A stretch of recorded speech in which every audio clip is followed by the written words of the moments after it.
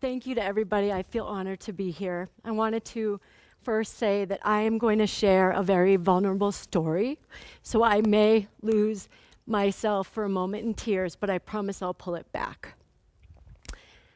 I woke up in a hotel room in Mexico, and I didn't know where I was or why I was there. A dear friend was accompanying me, thank goodness, so she was able to support me while I figured out the whole experience. 2 months before I was in Mexico, I had a significant amount of trauma, which included my mother having a stroke and a dear friend's husband passing away, my grandfather passing, my mother having a subsequent surgery, which did not go entirely well. She made it through, but it was difficult at the time, and then a dear friend passing. Come back to Mexico, my friend basically described what had happened to me. I had a manic psychotic break from bipolar 1 disorder, but I never knew I had bipolar 1 disorder. Apparently, I had a pretty good time while I was in Mexico. I was not there for about 3 days. At least one point, I ran away. I had a nap on a stand-up paddleboard, and I ended up buying a whole restaurant dinner. I found the receipt later. About 1 million people in the US suffer from bipolar disorder, and that is only what's reported. 4.3% of women struggle with anxiety and depression, and again, that's only what's reported. And I estimate a lot of that has to do with the stigmas that surround mental health illness and what people experience, and that people just don't understand and aren't educated. People who have migraines or strokes, that's accepted around the neurological state of the brain, but with mental health, it's just not yet understood. We see in our culture this fight or flight situation. Everybody's running around like their heads are cut off. There's more to do, I want more. For us women, we often are doing it all. Cooking, cleaning, grocery shopping, making sure our kids are happy, dropping them off at activities after school, also holding a 50-hour plus work week, and now teaching our children. It's too much, it's unsustainable, and it's a lot like what happens with Mania. It's unsustainable, so our experience is shared. Eventually, we tend to see people get to that point where they can't sustain it anymore, and they crash. Cortisol goes up, inflammatory disease may go up, we may see autoimmune disorders, we may see people falling into, some sort of depressive state or addiction, alcoholism, or anything else, because the body and the brain just can't do it anymore. That experience of high and then low is very much similar to what I suffer from with bipolar disorder. My goal is to work with my therapist and my psychiatrist to feel and reduce those, excess mania and excess depressive, because it's just not comfortable, it's not sustainable. But our culture, in some ways, induces this stuff. My story is excessive.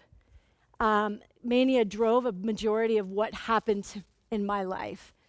I didn't know until I was 44 years old that I actually had bipolar. So I think a lot of people spend their life with some of these challenges and they never know they lived or had that problem. I did well in high school. I had one suicide attempt, but didn't ever let anybody know. I was trying to escape from a dangerous space at my home. I went to college. I decided I wanted to do it all. I didn't need anybody. I wouldn't rely on anyone ever again. I signed up for ROTC, carried about 22 credit hours a semester, and when I graduated, I was commissioned to the US Army because it was responsible, and then I wouldn't need anybody. A few of my jobs in the military were interesting and so representative of who I am. One was a company commander. I was company command of a 180 soldier unit because that's what you have to do, obviously.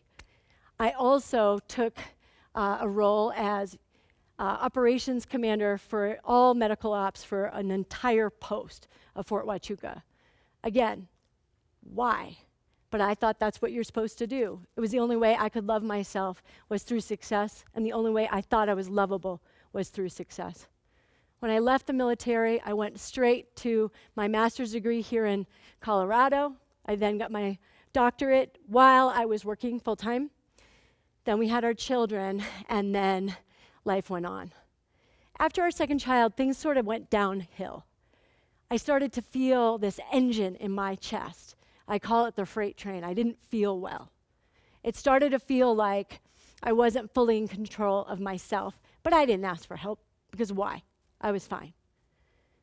I started 2 startups. During that time, while working full-time and raising 2 kids, my husband traveled a ton, but I could do it. It was fine. Finally, I found Nurture, which is my company that I have started with 2 amazing people, focused on self-care here in Denver. I'll explain the irony later. We stand here now after 1 significant psychotic break and a more recent depressive break that happened. But I'm still here. The suicide attempts didn't work, and I'm still here. I want to say my husband, my psychiatrist, and my psychologist saved my life. It was the only way that I could really be sitting or standing in this red circle. You don't know how excited I am that I'm here today. My therapist has taught me a lot of exciting things that I never knew how to do. The first being boundaries, and I want to say that first because when you live in a codependent situation a lot of your life, you don't know what boundaries are. You just don't know how. You want to please everybody. It's been a really fun journey, and it will be a lifelong education. Next is self-love. For so long, that laundry list of things, you do more than most people do at 11 a.m. You're always working all the time. Why? How can you do all that? Marathons, blah, blah, blah. Everybody used to be so excited about that stuff. I didn't love myself. I was running away from it. She says, love yourself like you love your child. If you can't get there yet, do that.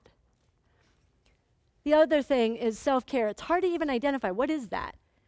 In my worldview, it should not even be a name. It should just be part of our world and our lives, but it isn't.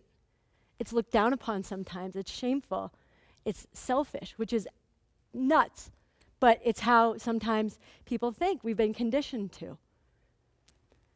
To me, self-care can be a lot of things. First and foremost, if we don't focus on our wellness, we will have to focus on our illness. That is a profound statement that she helps me understand. I see self-care now in so many different ways than I used to. Self-care equals things that aren't productive. Taking a walk in nature. Nature feeds your soul. Enjoying music, just sitting and listening to music.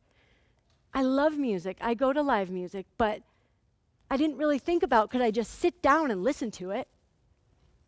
Books and reading are magic to get into something else that isn't in your head. How fun. And fun and laughter and joy. That isn't a waste of time. That is part of the human experience. And if we can basically tap into that richness, our lives change forever. Unconditional love. I've learned finally to surround myself and only maintain the relationships in my life that are focused on self-care, unconditional love. If I don't live in relationship with unconditional love, I'm constantly pleasing, I'm going right back to the codependent lifestyle, and I'm done with it. It will put me in the grave. Love. If we can think, as Christy was saying earlier, that we are connected by our hearts, that is everything. To our planet, to one another. We share an experience. It doesn't mean that it has to be bipolar, depressive, manic, whatever it is. We have a shared experience as humanity, and it's important that we don't think about the fact that, oh, somebody has this label, or somebody has this label, or somebody's not good enough. We are all good enough as we are. I send love to you. You are not alone. You are in community all the time. Thank you.